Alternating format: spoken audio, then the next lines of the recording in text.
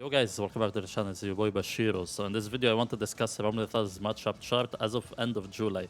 So I've thought long enough about this and I feel like I have enough playtime experience just to see how Ramlethal fares against all the cast. So before we start this video guys, a quick message from today's sponsor.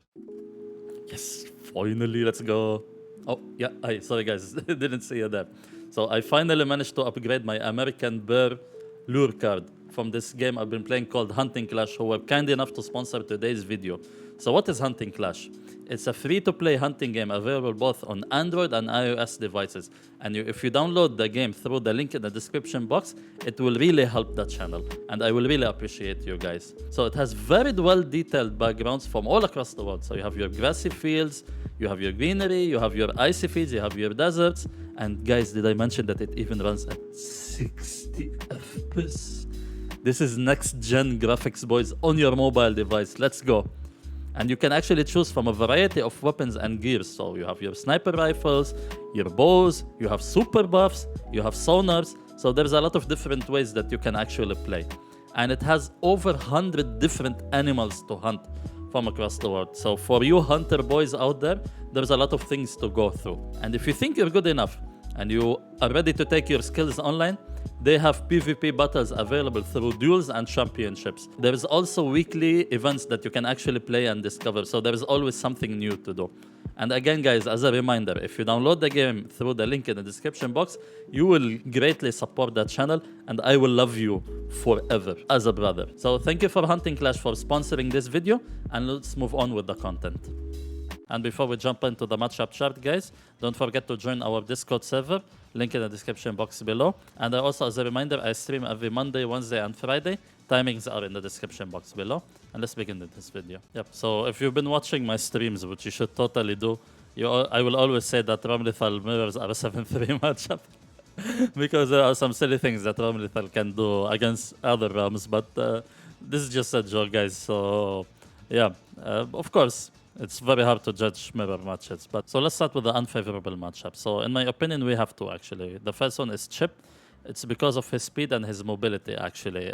He can move around Ramlethal quite easily, and he has actually enough plus frame data and good ranges to deal with a lot of Ramlethal's tools. And of course, his jump 2K is a bit hard to anti-air with Ramlethal. The other thing is that once Chip gets going, it's really hard to get him off as Ramlethal because her buttons are quite slow.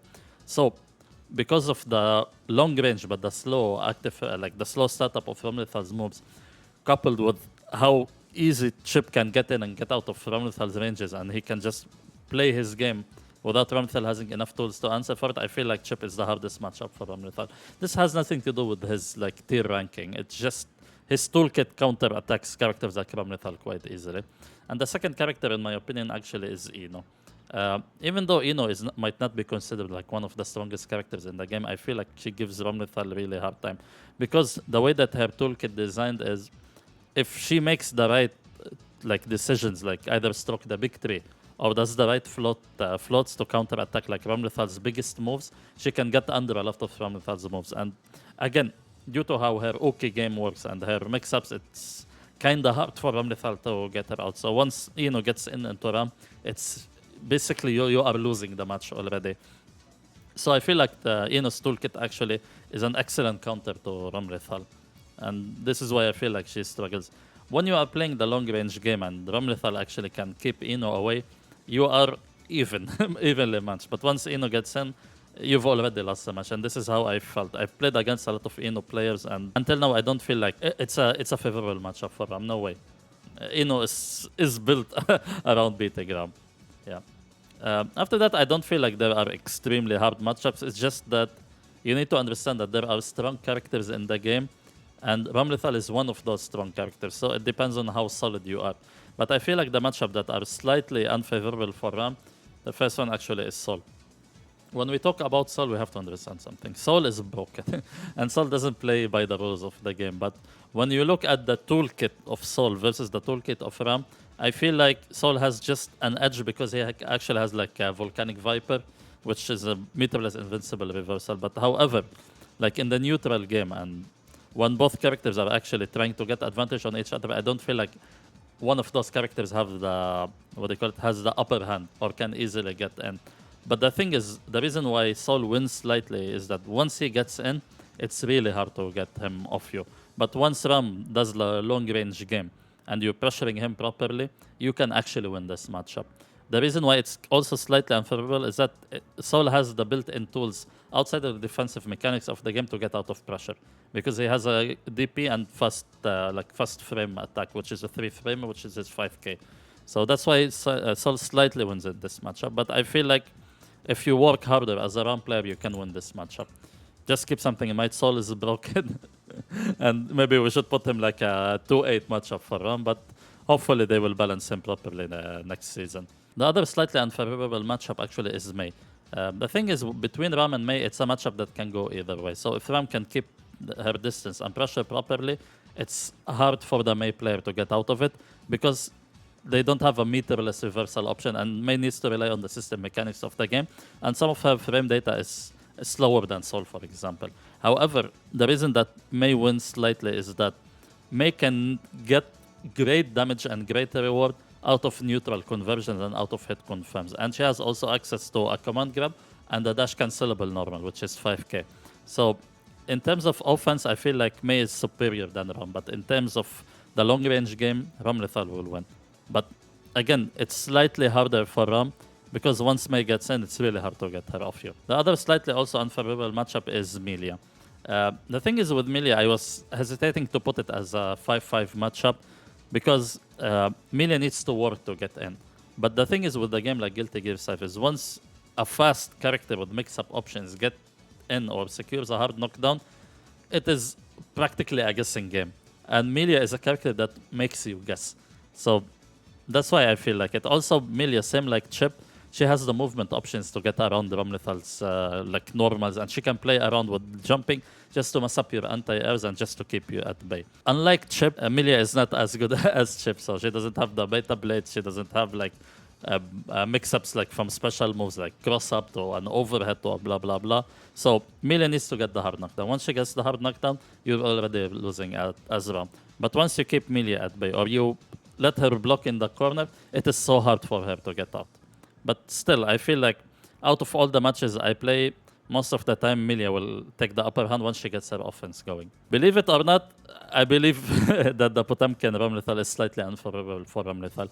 It's because of how Guilty Gear Strive is built and how the kettling system works. In other Guilty Gear games, I would have given the favor to Ram, because you can press a lot of things just to interrupt Potemkin's armor. But in a game like Guilty Gear Strive, where the gettlings are limited, Potemkin's Hammerfall, his Slight Head, even his Mega Fist is very hard to deal with as a Ram player. And once Potemkin gets like in front of you or puts you in the corner, his offense is just too scary, and it's like sometimes two wrong guesses into death. So I feel like Potemkin, with the tools that he got, he can actually armor through a lot of Ramlethal's neutral game, and he can actually secure an upper hand.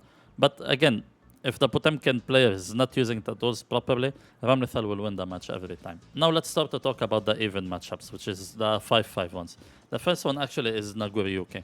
I know a lot of Ramlethal players struggle with Nago, but I feel like because his game plan is a bit complex. So here's the thing with Nago.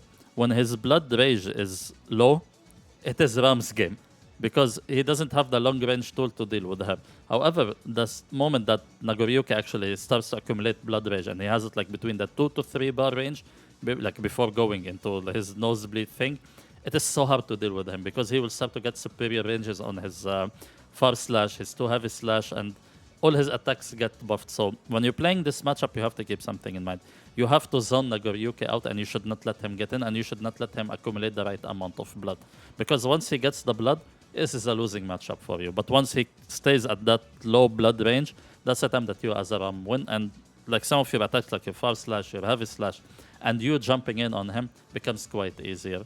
The thing is with Nagoryuki, if you frustrate them enough and you predict like their 2-1-4 heavy slash, for example, the low move that's actually 0 on block, you can start to frustrate them. And if they jump, due to how predictable Nagoryuki's jump trajectory is, you can punish them almost every single time. So it's a matchup that you should not let Nago get the upper hand. Once he gets the upper hand, you lose. Once they don't have the access to the proper blood gauge like amount, that's the time that you're winning as a Ram player. The other even matchup actually is Giovanna. The thing is with Giovanna's game plan, it's relatively simple to compare to other characters. So she's playing somehow a neutral game that relies mostly on like tick throw setups, some neutral conversion. But due to how good her frame data is, I feel like it's an even matchup because uh, at long ranges you're winning as a run player, and again at close ranges you start to lose against her as Giovanna. But I don't feel like at any instance like Giovanna can suffocate you if you're blocking properly and you're using your FD properly and you are actually watching what she's doing. That's the time that you can actually play comfortably. And at the neutral ranges, I feel like it can go either way between Geo and Ramlethal. The other even matchup actually is Axel. Though. I know Axel gives a lot of people a hard time. It's just because his playstyle is revolved around frustrating your opponent. So I feel like if you are patient enough and you know how to deal with Axel, it's an even matchup because if he's zoning you out, he is winning. However, you as a Ram, once you get into the Axel player's face and you actually have long range tool to deal with him, like your 5 heavy slash, if you vary your jumps done with the slide death throw, you can actually get in on him. So once you're in and you're doing your mix up in the corner, it is so hard for Axel to get out. So it's a matchup that can go either way, in my opinion. Either the Axel will zone perfectly and you will die from frustration, or you will actually suffocate him and he cannot get out. A quick tip if you're fighting Axel. A lot of Axel players like to burst early, so take their burst so you can actually take their soul and win the match. The last even matchup, in my opinion, is Zato one. I feel like with Zato, he's a character that we haven't seen yet his full potential, so I feel like maybe his matchup ranking will change over time. But with the toolkit that Zato has, actually, he can either zone you with Eddie and like some of his normals, and he can actually just go ham with the Eddie pressure. So depending on how he manages his Eddie resource, Zato can be either really lame or really, really terrifying. And Zato also has some good, like good frame data and good hitboxes on his 6 punch, on his 2 punch. So 2 punch is a really good way to deal actually with Ramlethal's corner pressure. And his pressure also is basically you need to be patient and you need to be predicting if he will go for a command throw, for a dash attack, for an overhead. However, during the neutral game, I feel like always when I'm playing Zato players, it can go either way. If I'm killing Eddie properly and I'm putting the Zato player in corner and my pressure is tight, it's so hard for him to get out or to defend from it. But I feel like once he gets in and once he gets like even his longest ranges confirms, I feel that's the time that I'm scared as a round player. But never in my experience I felt like the moment I'm playing Zato, I'm losing. It's actually, I feel like it can go either way, like throughout the whole match. So let's now talk about the 6-4s, which is like the matches that I feel like Ramlethal can win comfortably. I know a lot of people will disagree with me here, but this is from my own experience. Again, if I play the game more, definitely this matchup chart will change over time. So the first one actually is Kai. I feel like Kai is not yet playing Guilty Gear Strive, to be honest. He's too honest for this game, and the way that his toolkit works actually is that he needs to work really hard actually to get rewarded. And against a character like Ramlethal, who can shut down a lot of his long range tools and she can actually deal with a lot of his zoning, and she actually has the tools to deal with a lot of what Kai does, I feel like Ram can get the upper hand most of the time. The thing is that makes it like not a 7-3 matchup for me is that once Kai plays extremely solidly and he puts you in the corner, that's the time that I feel like as a Ram player I'm struggling. But in most neutral situations on my offense, I don't feel like I struggle against Kai. I feel like Kai needs some buffs actually to get him working more. Yeah. The other the favorable matchup for me actually is Leo. Even though Leo is a top 5 character in this game, in my opinion, I feel like he struggles against Ramlethal because Leo needs to work to get in. And Ramlethal's tools are to keep people out, you know. The Leo players really need to work hard, and I feel like with how his toolkit works and how his projectiles work and how he needs to jump or his dashes, a lot of far slashes and heavy slashes can shut him down quite easily. And again, if he's doing like his side swap special, you can grab him out of it. His DP actually, if you know how to read it properly, you can always go for weak punishes because the way it lands actually it's easily punishable like as a Ramlethal player. Don't be afraid to fight against Leo. Use your long range normal just to counter attack him and put him in the corner. Block 1 DP, and that's the time that you can actually condition him and let him respect you. The other favorite matchup is actually Angie. I feel like Angie, people get scared of him because of his fusion pressure, but in the long run, I feel like with the way his speed works and his ranges work, also Ramlethal has the upper hand. And because of how slow his fastest normals are, I feel like it's hard for him to get out of pressure once you put him in pressure. The thing is, Angie players, like, they need to get 1 or 2 right guesses to nail the high damage. But even his Fujin pressure, in my opinion, can be easily blocked as Ram. And you actually have your 5k and you have your 2 punches to interrupt a lot of his pressure tools. And again, with how his normals work and how his ranges work, I feel like Ramlethal has the toolkit to deal with him. And finally, Faust is the weakest character in the game. Come on. And I don't feel like Ramlethal struggles against him at all, because Faust has some really bad hurt boxes on his moves, and a lot of Ramlethal's long range normals can deal with him. He relies on items, so if he's not lucky, he tends to lose. And again, his defense is kind of weak, so it's hard for him to get out of pressure. And due to how large his hitbox is, it's actually pretty easy to fuzzy him as a Ram player. So I feel like this is a winnable matchup most of the time. I didn't put it 7-3 because I feel like in this game there are no truly weak characters. Like, Faust is the weakest, but that doesn't mean like he's useless. He just needs to work harder than the other characters. And God Lewis is someone that we will figure out over time. Alright guys, that's it. Definitely let me know what you think in the comment section below.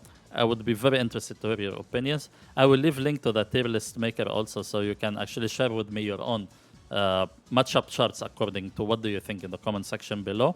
And again, I would like to thank today's sponsor, Hunting Clash, for sponsoring this video. And guys, thank you so much for watching. This is your boy Bachiru. I'll catch you in the next video. Yalla, peace.